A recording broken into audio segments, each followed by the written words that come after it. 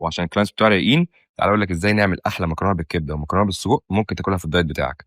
على لحمة مفرومة زيرو فات هاضيف فلفل أحمر مع فصين توم مفرومين وملح وفلفل وبهارات كيجن ونعجنهم كويس ونكورهم كور صغيرة، وكده تتبيلة السجق جاهزة معانا. وعلى كبدة متقطعة اسكندراني هاضيف فصين توم وملح وفلفل وكزبرة وكمون وأقلبهم كويس، وكده تتبيلة الكبدة جاهزة معانا.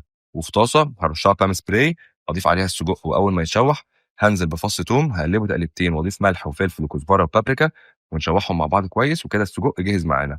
في طاسه تانية هنزل بالكبده، واول ما تدخل في السوا هضيف الفلفل الاخضر وملح وفلفل وكمون ومعلقه خل وعصير ليمونه، كده الكبده جاهزه معانا.